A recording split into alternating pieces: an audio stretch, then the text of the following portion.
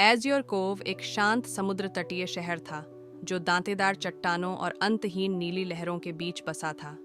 इसके ज्यादातर निवासी मछुआरे और व्यापारी थे, लेकिन यह अज्ञात ब्लैक मिस्ट आइल्स के भीतर छिपे खजाने की फुसफुसाहट थी जो बाहरी लोगों को इसके तटों पर खींच लाती थी। बहुत कम लोग द्वीपों के आसपास के खतरनाक पानी में उतरने की हिम्मत करते थे, और जो लोग लौटते भी थे वे शायद ही कभी वापस लौटते थे। युवा सैमुअल ड्रेक, एक सेवानिवृत्त नाविक का बेटा, दफन सोने और खोए हुए जहाज़ों की कहानियों के साथ बड़ा हुआ।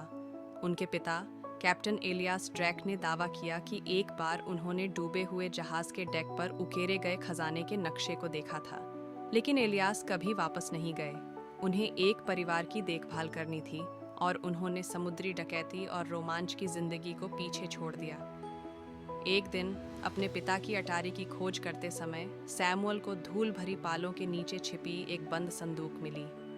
अंदर उसे रहस्यमय प्रतीकों और एक अशुभ नोट के साथ एक पुराना नक्शा मिला जिस पर लिखा था, राजाओं की संपत्ति शैतान की चट्टान के पार है, सर्प की आंख के दिल की तलाश करो। सैमुअल का दिल तेजी से धड़क उठा जब उसे एहसास हुआ कि यह वही नक्शा था जिसका वर्णन उसके पिता ने अपनी कहानियों में किया था। सैमुअल ने चालक दल को इकट्ठा करने में कोई समय बर्बाद नहीं किया। उसकी सबसे अच्छी दोस्त, उग्र लाल बालों वाली क्लारा, एक कुशल नाविक थी जिसे अपने पिता के जहाज द सी स्प्राइट विरासत में मिली थी। जैस्पर, एक सुधारित पिकपॉकेट, उनका संसाधनपूर्ण डेक हैंड था।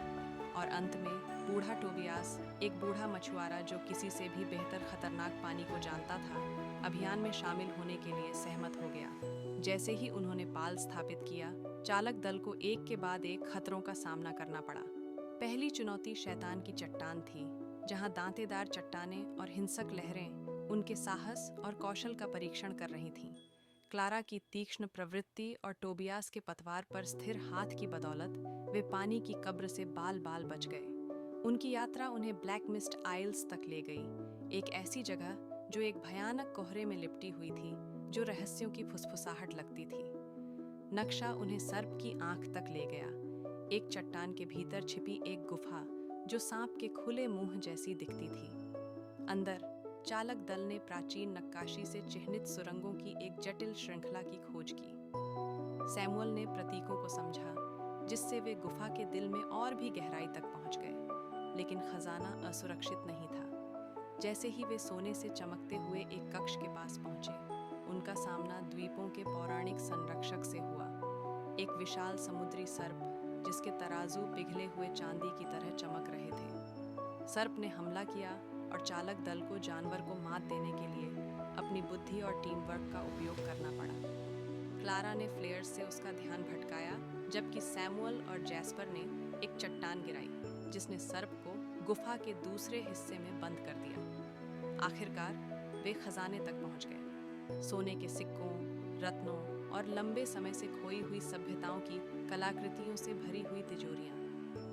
लेकिन इन दौलत के बीच कुछ और भी कीमती था, एक जर्नल जिसमें एक प्राचीन नाविक की यात्राओं का ब्यौरा था, जिसने अज्ञात क्षेत्रों और समुद्र के छिपे रहस्यों का नक्शा बनाया था। चालक दल के सदस्य नायकों की तरह एज़्योर कोव लौट आए। उनका जहाज खजाने से लदा हुआ था। उन्होंने अपनी दौलत शहर के लोगों के साथ साझा की ताकि यह सुनिश्चित हो सके कि कोई भी फिर से भूखा न रहे। लेकिन सैमुअल ने जर्नल को संभाल कर रखा, क्योंकि उन्हें पता था कि इसमें क्षितिज से परे और भी रोमांच की कुंजी छिपी है। जैसे ही सूरज कोव पर डूबा, सैमुअल देसी स्प्राइट के डेक पर खड़ा था, अंतहीन समुद्र को घूर रहा था।